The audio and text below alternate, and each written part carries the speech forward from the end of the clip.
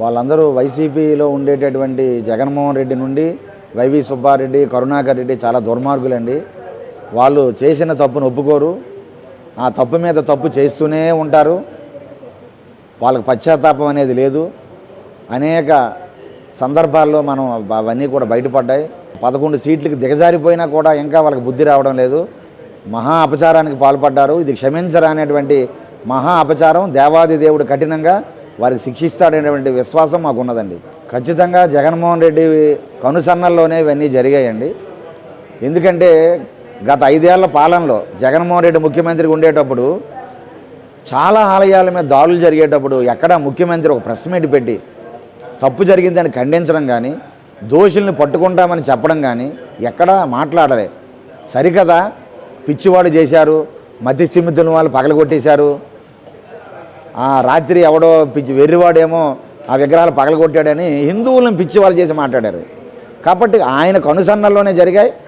కాబట్టి కొడాలి నాని, పేర్లు నాని వాళ్ళ వ్యక్తులు సిమెంట్ విగ్రహాలు విరిగిపోతే చేయలే కదా, ఆ విగ్రహాలు విరిగిపోతే సిమెంట్ బొమ్మలే కదా అని దేవతామూర్తిని కించపరిచి మాట్లాడారు. కాబట్టి ఖచ్చితంగా ఒక క్రిస్టియన్ ఎజెండాతో వెళ్ళారు. హిందువుల మనోభావాలు గాయపరిచి హిందువుల ఆత్మన్యూన్యత భావాన్ని దెబ్బకొట్టారు. అందులో భాగమే దేవాలయం మీద దాడులన్నీ కూడా చేయించి ఎవరిని పట్టుకోకుండా, దోషుల మీద కనీసం ఎంక్వైరీ చేయలే, కేసులు పెట్టలే, ఎవరిని పట్టుకోకుండా హిందూ సమాజాన్ని వంచారండి.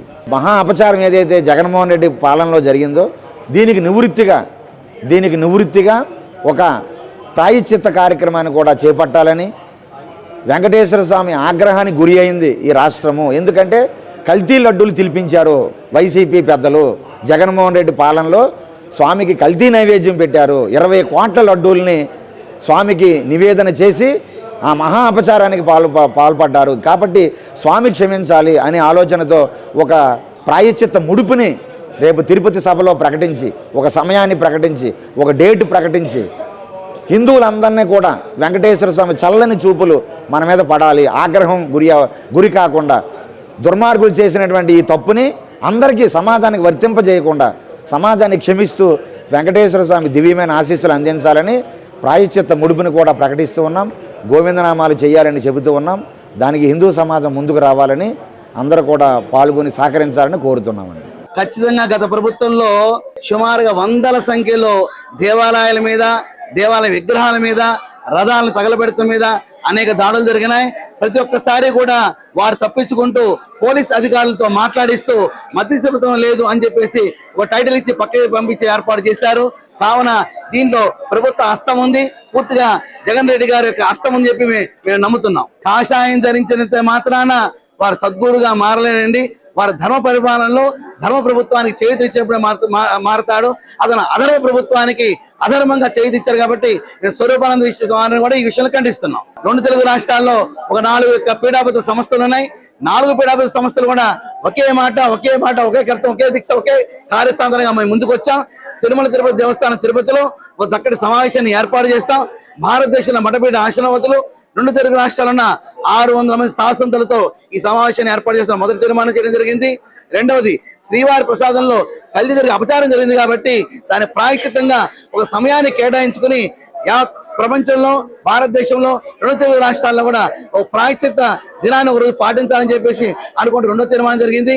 3వ విషయం అంటే గోవులతో పోల్చుకున్నాం కాబట్టి తిరుమల తిరుపతి దేవస్థానం కేంద్రంగా ఈసారి తొందరలో రాబోయే రోజుల్లో నీ ఎక్కడ పాలు కానీ ఎక్కడ కొనకుండా స్వయం ఉత్పత్తిగా గోశాలను పెంచాలని, లక్షల గోవుల్ని ఏర్పాటు చేసుకోవాలని శ్రీవాణి ట్రస్ట్ ద్వారా 10,000 టికెట్ తీసుకుని దర్శనం ఎలా ఇచ్చామో ఒక గోవునికి దత్తత తీసుకుంటే కనుక అతను దర్శనం ఇస్తామని ఏర్పాటు చేస్తే లక్షల గోవులు, లక్షల మంది భక్తులు ముందుకు వస్తారు.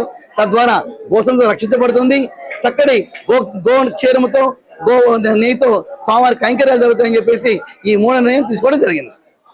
గతంలో ఒక 3.5 సంవత్సరాల క్రితం ఆ పార్టీ ఉన్నప్పుడు నేను తిరుమల దర్శనానికి వెళ్ళానండి. అప్పుడు లడ్డూ ప్రసాదం కొనుక్కొని తినడం జరిగిందండి. ఆ తిన్నప్పుడు వాంతి అయిందండి. అప్పుడు డాక్టర్ దగ్గరికి వెళ్ళి చేస్తే ఫుడ్ పాయిజన్ అని చెప్పారండి.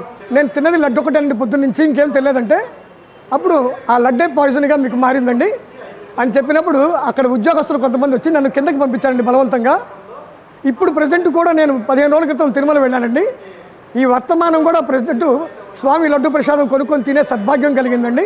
ఇక్కడ ముఖ్యంగా కలియుగ వైకుంఠ వారధుడు వైకుంఠ వాసుడు యావత్ ప్రపంచానికి మూల సిద్ధాంతంతో విశ్వసించబడుతున్నటువంటి దేవుడు శ్రీ వెంకటేశ్వర స్వామి అండి. ఆ స్వామి యొక్క ప్రసాదము ముఖ్యమైనది లడ్డూ ప్రసాదము. ఆ లడ్డూ ప్రసాదములోనే జరగకూడని పాపం జరిగిందండి, కల్తీ జరిగింది. నేను అప్పుడు తిన్నది కూడా మీకు ప్రాక్టికల్గా చెప్పానండి నా స్వానుభవాన్ని. సైంటిస్టుల పరిశోధన ఇప్పుడు జరిగిందండి. 3.5-4 సంవత్సరాల క్రితం నేను స్వయంగా తిన్నానండి. ఫుడ్ పాయిజన్గా నాకు రిపోర్ట్ వచ్చిందండి. తండ్రికి తెలియకుండా, యజమానికి తెలియకుండా, ఇక్కడ తండ్రి స్థానంలో ఉన్నది ముఖ్యమంత్రి గారు. ఆనాటి ఆ ముఖ్యమంత్రి గారు నాకు తెలియదు అని దులుపుకోవటమే కానీ అప్పుడు కాకపోయినా అసలు మూలం ఆ ఫైలు రాకుండా, దాని కల్తీ విషయం తెలియకుండా ఆ ఫైల్ మీద సంతకం ఎలా వచ్చింది? ఒకటి, దాని ఎమ్మెల్యే అనుకుందాం, దాని చైర్మన్ అనుకుందాం, ఒకళ్ళ కింద ఒకళ్ళండి ఛానల్. వీళ్ళ ముగ్గురికి దాంట్లో 100% ప్రమేయం ఉందండి.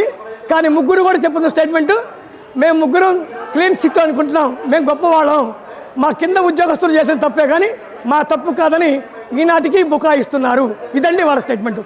దీనికి మొట్టమొదటి ఉదాహరణ, ఆయన ముఖ్యమంత్రి కాగానే బూట్లతో దర్శనానికి వెళ్ళాడండి తిరుమల.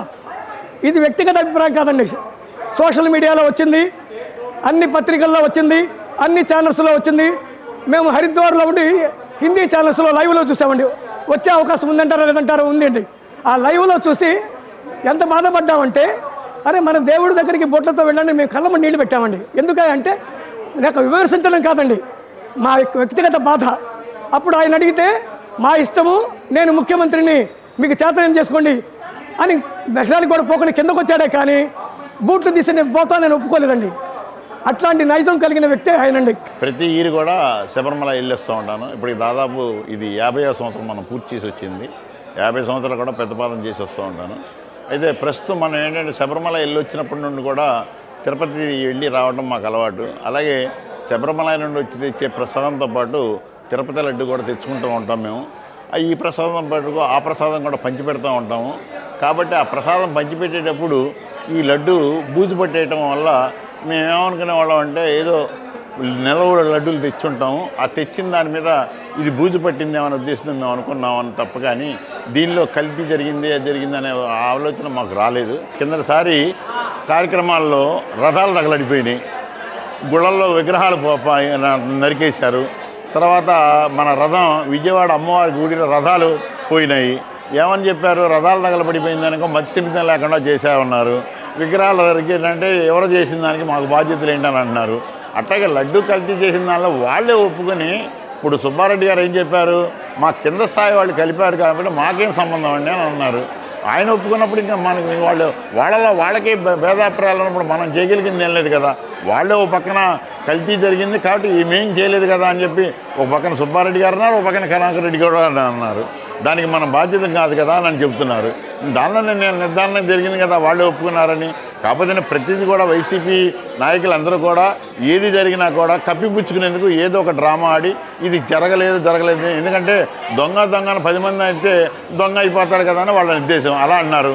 ఇదేంటంటే రుజువులతో సహా బయటపడింది కాబట్టి దీన్ని ఎవరు కూడా కాదని అనడానికి ఇల్లేదు. ఇప్పుడు చర్చిలు ఉంది, వాళ్ళకి ఫాదర్లు ఉంటారు, ఫాదర్లకు పెన్షన్లు పెట్టాడు మామూలుగా. అలాగే హిందూ దేవాలయాల్లో ఉన్న బ్రాహ్మణులకు కానీ ఈ సాధు పీఠాలు పెట్టుకున్నటువంటి పీఠాలు మూతపడిపోయిన పీఠాలకు కానీ వాళ్ళకు కూడా 10 పైసలు లేదు. ఎందుకంటే వీళ్ళు కూడా బతికేది దాని మీదే. కానీ చర్చిలో బతకడానికి ఆస్కారం ఉంది వాళ్ళ ఫాదర్లకు. ఎందుకంటే అనేక రకమైన ఇతర దేశాల నుంచి వాళ్ళకి డబ్బులు వస్తాయి.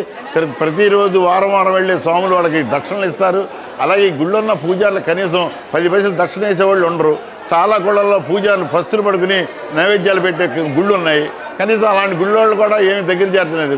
కాబట్టి హిందూ మతం మీద ఆయనకి ఎంత ప్రేమ ఉన్నదో ఈ విషయంలో చిన్న విషయంలోనే తెలుసు. కానీ ఇది క్షమించాలనేటువంటి నేరం. ఇది హిందూ అనేటటువంటి వాళ్ళు ఎవరు కూడా దీన్ని క్షమించరు. కాబట్టి ఆ ఏడుకొండల వెంకటేశ్వర స్వామి శిక్ష వేస్తాడు. ఎప్పటికైనా సరే ఏం చెప్పిందంటే వేదం, అపి చేదసి పాపేభ్యో సర్వేభ్యో పాపకృతమః సర్వం జ్ఞాన ప్లవేనైవ వృజనం సంతరిసేసి అని చెప్పి భగవద్గీత 4వ అధ్యాయంలో చెప్పిన జ్ఞానయోగంలో. అట్లాగా తప్పైపోయింది, మమ్మల్ని క్షమించండి అని ఒక మాటని జనంలోకి వచ్చి అలాంటి తప్పు రెండోసారి చేయకుండా ఉంటే పరమాత్మ క్షమిస్తాడు. కానీ లేకుంటే క్షమించే ప్రశ్నే లేదు. ఖచ్చితంగా ఫలితం అనుభవించాల్సింది. అంటే మనసులో ఒకటి పెట్టుకొని పైకి ఒకటి చేస్తారు. మొన్న కూడా పులివెందల్లో ఒక కార్యక్రమం జరుగుతుంటే పోయి తీర్థం ఇస్తే ఆ తీర్థాన్ని తను తాగలే, పారబోసాడు. టీవీలో ఖచ్చితంగా ఈ సెల్లు వచ్చింది, అందరికీ వచ్చింది వాట్సాప్లో. కాబట్టి అది మనసులో ఒకటి, పైకి చేసేది ఒకటి. ఓట్ల కోసమే చేస్తున్నారు, రాజకీయం కోసం చేస్తున్నారు. కాబట్టి ఇది జనం క్షమించరు, పరమాత్మ కూడా క్షమించరు. ఖచ్చితంగా ఫలితం అనుభవించి తీరాల్సిందే. రాజు భటుడు ప్రజలు చేసేదానంత వరకు రాజు భగవంతుడండి. ఆ పదవీ కాలంలో ఉన్నంత వరకు నలువైపులా పర్యవేక్షించాల్సిన కర్తవ్యం ఆయన భుజాల మీద ఉందండి. నేను ఒక క్రైస్తవుని, మతాన్ని తొక్కివేస్తున్నాను అని అనుకున్నాడు కానీ సనాతన ధర్మాన్ని తొక్కివేయడం ఆయన వల్ల కాదు. దీనికి ఫలితం ఆయన అనుభవిస్తాడండి. ధర్మ నాశనం ఎవడి వల్ల కాదండి. జగన్ రెడ్డి కావచ్చు, వాడి అబ్బ కావచ్చు, వాడి తాత కావచ్చు, వారు నిజంగా వెనక్కి తిరిగి చూసుకుంటే వాళ్ళ మూలాలు నా హిందుత్వంలో ఉన్నాయండి. సనాతన ధర్మాన్ని పాటించిన వారు. నా భగవంతుడు కొండ విలువ తెలియజేసినప్పుడు ఈ పాపికి ఎవడు తెలియజేస్తాడో మనం వేచి చూడాల్సిందే. ఎవరో గురువు ప్రలోభ పెడితే వీడు హిందువుగా నటించడం కాదండి, చాలా బాధ అయిన విషయం. హిందూ సముద్రంలో మొలగమనండి. హిందూ భక్తులందరి మీద కూడా ఇది కుట్రపూరితమైనటువంటి వ్యాఖ్యానం. ఏంటి అంటే ఇది ఏదైతే చేస్తున్నారో వాళ్ళు అది చేసేది దాంతో మన హిందువులకి పిల్లలు పుట్టకుండా ఉండాలి, హిందువులకి ప్రజ్ఞత ఉండకూడదు, హిందువుల్లో ఆత్మ న్యూన్యతా భావం లేకుండా వాళ్ళంతా కూడా మా వెనకాల పడి కుక్కల్లా తిరగాలి అని చేస్తున్నారు తప్ప హిందూ దేవుళ్ళని గౌరవించరు. వాళ్ళు హిందూ దేవుళ్ళ ప్రసాదం స్వీకరించరు.